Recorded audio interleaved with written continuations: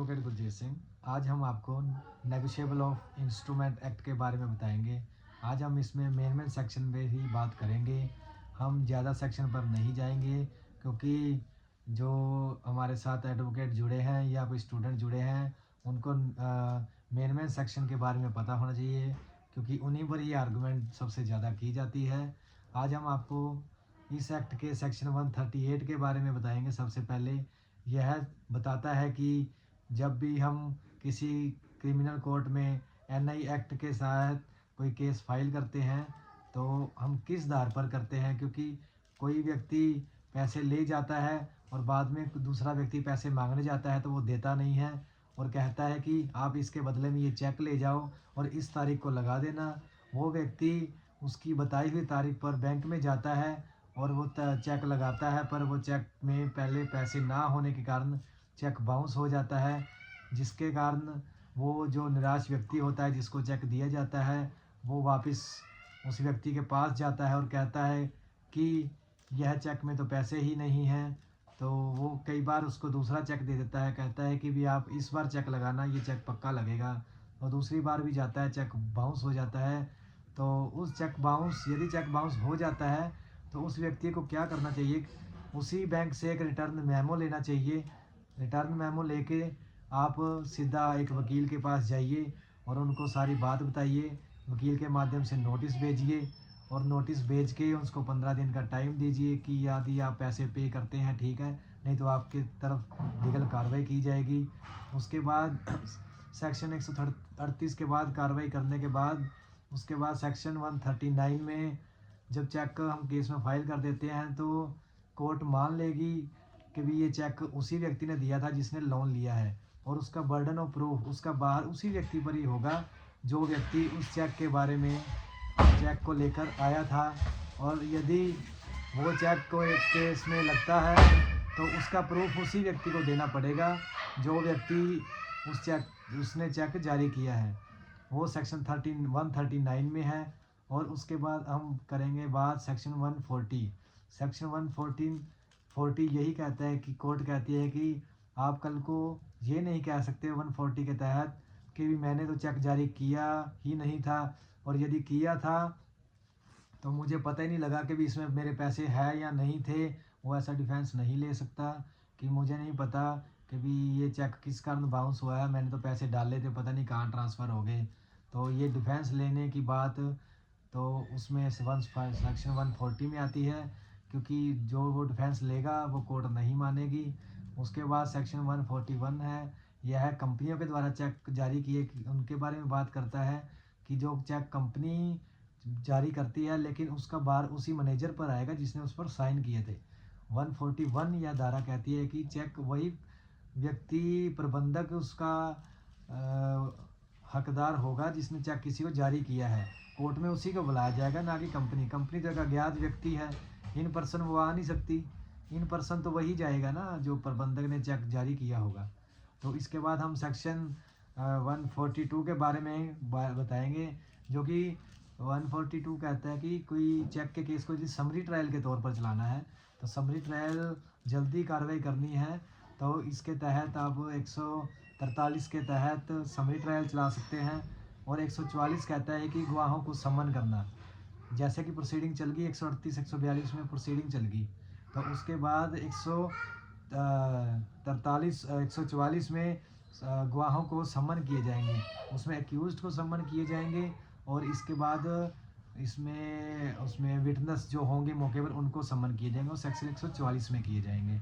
उसके बाद है 145, उसमें गवाहों के एफिडेविट लगेंगे, जो evidence by way of affidavit court में लगाए जाते हैं कि भी आप बयान करता हूँ कि मैं अपना बयान अल्फिया एग्जिबिट PW/A पेश करता हूँ जिसे मेरी गवाही में पढ़ा जाए। तो आप सेक्शन 145 में कोर्ट आपसे शपथ पत्र मांगेगी कि जो ये आप शपथ पत्र दे रहे हो अपने ब्याह पे सच के और बेबुनियाद नहीं दे रहे हो, सच में दे रहे हो और जो भी कहोगे सच कहोगे। उसी के बिहाफ पर दूसरा वकील आपका उसी एफिडेविट में क्रॉस करेगा जो आप उसमें लिख के लाओगे, वो आप एक्यूज्ड की तरफ से लाओगे या कंप्लेनेंट की तरफ से आएगा, दोनों की तरफ से गवाही हो सकती है। उसके बाद सेक्शन 146 कहता है कि जो व्यक्ति चेक लेके आता है उसमें डेट टाइम या जो भी टर्न मीमो या कुछ साइन वगैरह एग्जैक्ट वही होने चाहिए। यदि कोर्ट में लगाया है चेक नंबर कुछ और, आप कुछ और कह रहे हैं, तो वो 146 में नहीं माना जाएगा। आपको वही चीज़ या तो याद रखनी पड़ेगी, चेक नंबर वही बताना पड़ेगा जो आपने वो लगाए हैं। और सेक्शन 147 कहता है, ये बात करता है कॉम्प्रोमाइज़ की। यदि कोई व्यक्ति कॉम्प्रोमाइज़ करना चाहता है इसमें, और भी अक्यूज्ड और कंप्लेनेंट आपस में कॉम्प्रोमाइज़ करना चाहते हैं, तो सेक्शन 147 एनआई एक्ट में कॉम्प्रोमाइज़ का भी एक मौका कोर्ट ज़रूर देती है, क्योंकि आप पैसे की सेटलमेंट कर लो। क्योंकि पुलिस का काम, क्योंकि इसमें पुलिस इन्वॉल्व नहीं हो सकती, क्योंकि पुलिस का काम ना तो पैसे दिलवाना है ना संपत्ति दिलवाना है। कोर्ट ये कहती है आप मेडिएशन करो, आपको समझौता होता है ठीक है, नहीं तो ट्रायल आगे चलेगा, गवाही होंगी, आर्गूमेंट होंगी, जजमेंट पास होंगे। अक्यूज्ड को जो भी इसमें अवार्ड पास होगा, उसके तहत यदि अक्यूज्ड भी के हक में डबल पैसा देना अमाउंट आता है, तो उसके बाद अक्यूज्ड को वो पैसा कंप्लेनेंट को देना होगा। उसके बाद आता है सेक्शन 148, जो कि मेन मुद्दे की बात करता है। ये कहता है कि जैसे कि 138 का मामला कंप्लेनेंट ने डाला, उसके बाद कंप्लेनेंट के हक में डिक्री पास हो गई, अवार्ड पास हो गया, तो जो जैसे कि 1 लाख की अमाउंट है, 1 लाख की अमाउंट अक्यूज को बोला कि भी जो सा तेरे पे 1 लाख की पेनल्टी, इसकी डबल 2 लाख बनती है, तुझे ये इसकी 2 लाख रुपए इसको अब कंप्लेनेंट को देना पड़ेगा, क्योंकि तेरे खिलाफ ये डिक्री पास हुई है। तो यदि वो नहीं देता, तो शिकायतकर्ता एक अपील में जा सकता है, और इसमें अक्यूज भी अपील में जा सकता है। यदि अपील में अक्यूज जाता है, तो उसको वो बच नहीं सकता ऐसे। अक्यूज जब अपील में जाएगा, जो अमाउंट कोर्ट ने पहली निचली अदालत ने उसके खिलाफ पास करी है, वो अमाउंट डबल अमाउंट, उसका 20% कंप्लेनेंट को देना ही होगा। यदि वो कंप्लेनेंट को 20% अमाउंट नहीं देता उस राशि का, तो वो अपील नहीं डाल सकता अक्यूज्ड। क्योंकि और यदि अक्यूज्ड अपील में जाने के बाद केस जीत जाता है, और जो 20% राशि उस व्यक्ति को गई है जो शिकायत करता है, तो मुकदमा झूठा साबित हो जाता है, क्योंकि निचली अदालत में कुछ कमियां रह जाती हैं। तो उसमें वकील अक्यूज्ड जो शिकायतकर्ता को 20% राशि दी होती है, वो पैसा शिकायतकर्ता को 20% का डबल भी वापस करना पड़ सकता है। ज़रूरी नहीं है, क्योंकि अक्यूज्ड है जो केस जीत भी सकता है। और यदि एक बार अक्यूज केस जीत गया, तो जो डबल अमाउंट है वो भी नहीं देगा। जो अक्यूज ने 20% राशि शिकायतकर्ता को दी है, वो शिकायतकर्ता भी 20% का ब्याज समेत अक्यूज्ड को वापस देगा। तो अक्यूज्ड और शिकायतकर्ता दोनों के लिए हमने ये बातें आपको बताई हैं। तो कृपया जो भी चेक जारी करे तो देख के जारी करें, सिक्योरिटी के तौर पर आपने दिया है तो अच्छी बात है।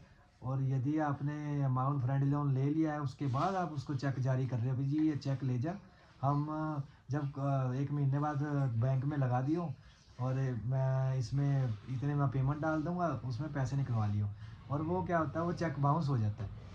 चेक बाउंस होने के बाद फिर वो जो अपना कंप्लेनेंट कोर्ट में केस डालता है, बेचारा धक्के खाता है।